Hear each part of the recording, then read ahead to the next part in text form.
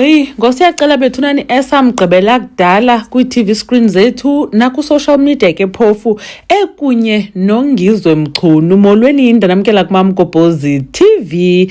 uNgizwe ke bethunani ubonakala ethethisa usiyacela.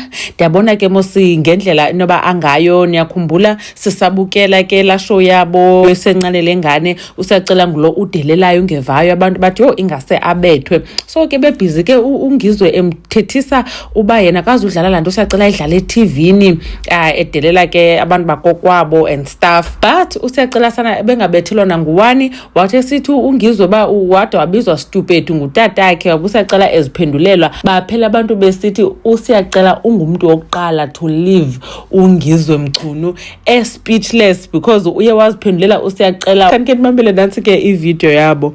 Mina uyabona ubaba wakho lento ayishoyo wena ngawena msuno nje wena uyistupid. What is stupid ngampela buka ummisa lo batshana. Ngibekela igiyo wayengashi. Mana hayi namanga nje. Angifuni uzungicasula. Angifuni uzungicasula ummisa namatshala buka. Mina angizusebenza ngengqondo yakho le yamasimba lawo wenza ku TV nalento yakho le yokusangana uhlobonga emndenini, uhlobonga emsamo, uhlobonga. Mina Chunu ngazi ukuthi ukhwele emndenini ukuhlobonga. Mina ngazi lokho ukhwele emndenini ukuhlobonga. Mina umkami oqala ngangino 25 years, mina ngangina 16 years. Ubani inkinga lapho? Usiyacela ke bethunani usachatile kunye noThando Dlamuka. Abantu sebemane bethetha pha kwiividiyo zikaThando ba usachatile, usekwadlamuka uThando sana, usekwadlamuka wonwabile okanye ukhangela ka onwabile.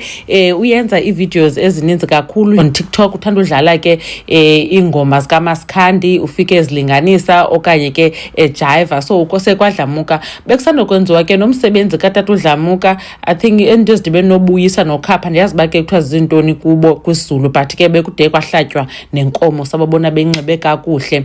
I think inoba izawubuya i-reality TV show yabo because uThando nisike ndambona emane eba kwi-makeup, so I assumed inoba ke they are shooting, but sizawubona ke as ixesha lihamba.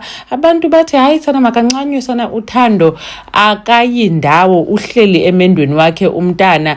Nimvile ke uNgizwe esaxela usacela uba yena unkosikazi wakhe oqala wamthatha enangaphi, wachaza usiyacela mna ke ndamthatha ndina 16, so ke ngoku ngubani oyinkinga apho. Kwathiwa yo hayi sana waze waxaka umbuzo kaSiyacela unyanisile kule nto uba yena waba nonkosikazi ena 16, ngubani ke ngoku umntu owayerongo apho. Yo enkosi kakhulu bethunani ngokuthi nibukele le video. uMamgobhozi uyanibona kwivideo elandelayo. Bye.